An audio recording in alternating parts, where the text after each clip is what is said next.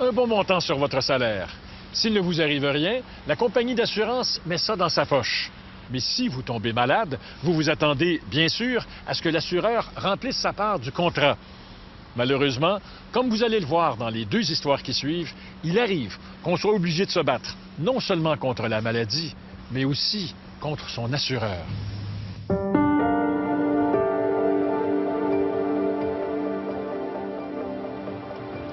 Je m'appelle Michel Bouchard. J'ai travaillé ici durant 7 ans, jusqu'au matin du 14 avril 2009.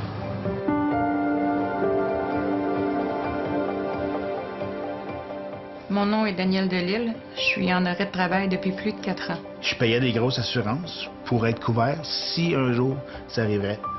La malchance est que c'est arrivé. J'ai vu un orthopédiste, un physiatre, un rhumatologue, un neurochirurgien, mon médecin de famille, puis tout ce monde-là disent qu'ils sont certains que je pourrai plus jamais travailler. Là, moi, j'ai une famille, j'ai 4 enfants. Si j'ai plus de revenus puis je pourrais le travailler, qu'est-ce qui va arriver? Quand la maladie frappe, Michel Bouchard et Danielle Delille reprochent à leur assureur de les lâcher. Ils l'accusent de chercher par tous les moyens à se défiler devant ses obligations. En avril 2009, Michel Bouchard, de Sutton, apprend qu'il souffre d'une grosse tumeur non cancéreuse au cerveau. J'ai été environ 10 jours sur des traitements de stéroïdes pour faire désenfler mon cerveau. Après ça, j'ai été à l'opération. La première a duré 10h30, si je me souviens. Sportif accompli, ce vétéran décoré par l'armée mise sur une discipline de fer pour vite retourner au travail. Mais un mois plus tard, son corps le lâchera de nouveau. Encore une autre opération d'urgence de 8 heures, où ils m'ont tout rouvert encore, puis c'est là que les problèmes ont commencé. Là. Il jouit d'une assurance collective. Pendant 3 ans, Manuvie lui verse des prestations d'invalidité. Mais en septembre 2012, l'assureur interrompt les versements. Je les ai appelés, puis je leur ai dit, gars, écoute, il y a un problème. Là. Mes médecins disent que je ne peux pas tourner au travail parce que je suis magané. Puis peut-être que plus tard, je vais être capable, mais en ce moment, je ne le suis pas. Puis ils ont dit non. Sur quoi se base Manuvie pour dire non? Certainement pas sur l'avis du médecin de Michel Bouchard. Moi, je vois difficilement comment il pourrait fonctionner dans un cadre normal de travail. Le docteur Denis Le Sieur est médecin de famille depuis 33 ans. Moi, mon évaluation, c'est que tous les médecins qui l'ont suivi assez longtemps, longitudinalement, croient qu'il y a vraiment des douleurs, puis que ces douleurs-là le rendent inapte à travailler. Ce patient-là, il était normal, il n'y avait pas de problème, il est opéré pour une chose quand même inhabituelle. Il y a des maux de tête, ça se tient, là. C'est pas... on n'invente pas ces affaires-là. Là. Manuvie cessera de payer M. Bouchard sur la base d'un seul test d'évaluation de ses capacités fonctionnelles. C'est 2 jours, là. Mais j'ai quand même fait 3 chutes.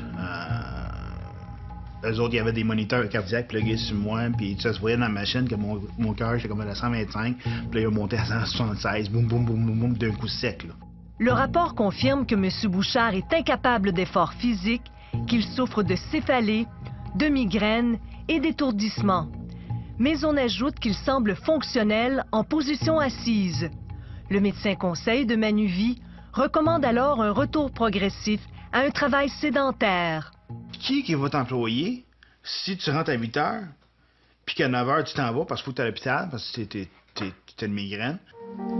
Danielle Delille de Repentigny souffre, entre autres, d'arthrose dégénérative sévère. Au menu quotidien, une quantité impressionnante de médicaments. En août 2011, après plus de 2 ans, Manuvie stoppe aussi le versement de ses prestations. Jacqueline Bissonnette défend les droits des assurés depuis 25 ans. Peu importe l'évolution de sa condition, tout ce qu'elle a dit, tout ce qu'elle a soumis, l'opinion de tous ses médecins au fur et à mesure de l'évolution de son dossier a été écartée. L'assureur écarte non seulement l'opinion de ses médecins traitants, il choisit de la prendre en filature. Les 4 et 7 septembre 2012, elle a été filmée faisant des courses et marchant sans aide sur une distance d'1,9 km. 2 semaines plus tôt, j'avais reçu multiples injections à la colonne vertébrale, des injections de xylocaïne, de cortisone et dans les 2 genoux. Et on m'avait mis sur les narcotiques. Madame Delisle embauche l'avocat Steve Marsan et intente une poursuite contre Manuvie. On voit à l'occasion qu'une expertise médicale va donner les motifs raisonnables pour ouvrir une filature. Et je pense que c'est ça qui manque dans ce dossier-là. C'est ça qui aurait dû être fait. Ça m'a toujours impressionné de voir la vitesse à laquelle ils ont envoyé madame en filature, là, au lieu de l'envoyer en expertise. Manuvie n'enverra pas Daniel Delisle voir un médecin expert. L'assureur se fie uniquement à la filature et à son médecin conseil, qui estime que les rapports d'examen ne corroborent pas les diagnostics de ses médecins traitants. Le médecin conseil n'a jamais vu ni examiné Madame Delisle. Charles Bernard est président du Collège des médecins du Québec. C'est comme si j'avais un rapport d'examen à votre sujet, sans vous avoir jamais vu, sans vous avoir jamais examiné, puis je porterais une opinion globale sur vous sur la seule fois d'un examen. Alors ça, c'est un petit peu difficile. Mais vous n'êtes pas d'accord? Vous n'êtes pas d'accord avec cette façon de faire? Bien, écoutez, nous, on pense que pour avoir une évaluation complète du patient, il faut avoir vu le patient. Michel Bouchard réclame une révision de son dossier. Dans son cas, Manuvie lui demande de voir un médecin expert, un neurologue qui constate des restrictions physiques probablement permanentes. Mais il estime que plusieurs de ces symptômes sont subjectifs. Il évoque une amplification très théâtrale des symptômes allégués. Le docteur reconnaît que j'ai des problèmes de céphalée, mais aussi il parle de théâtrique. Ça a l'air que je suis un comédien, là. Son champ d'expertise, c'est la neurologie, c'est pas la psychiatrie. Il est en fait le seul à avoir dit ça, alors que tous les experts, tous les médecins semblent avoir noté bien au contraire que c'est un monsieur qui collabore, qui donne la mesure, qui est honnête, qui donne l'heure juste sur sa condition. D'abord optimiste, le neurochirurgien David Mathieu, qui a opéré Michel Bouchard, se ravise. Dans une lettre à Manuvie datée de mai 2013, il conteste la décision de l'assureur.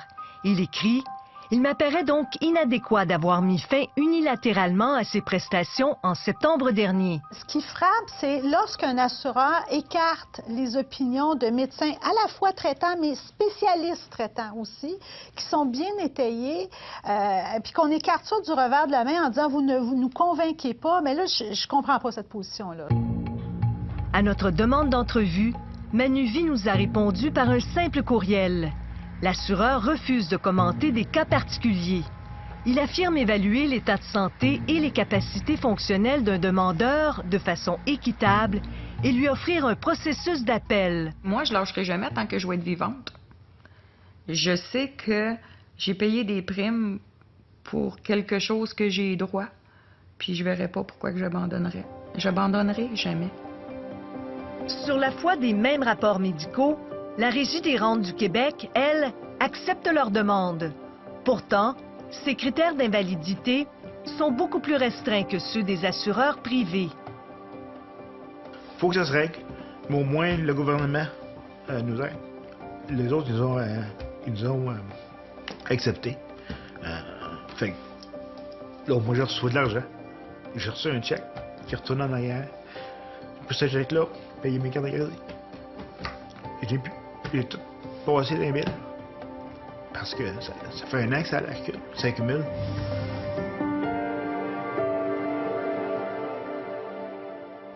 En novembre dernier, Manuvie a encore dit non à Michel Bouchard. C'était une réponse finale. M. Bouchard doit maintenant décider s'il est prêt à entreprendre des procédures judiciaires contre une grosse compagnie d'assurance. De son côté, Daniel Delisle poursuit ses démarches devant les tribunaux.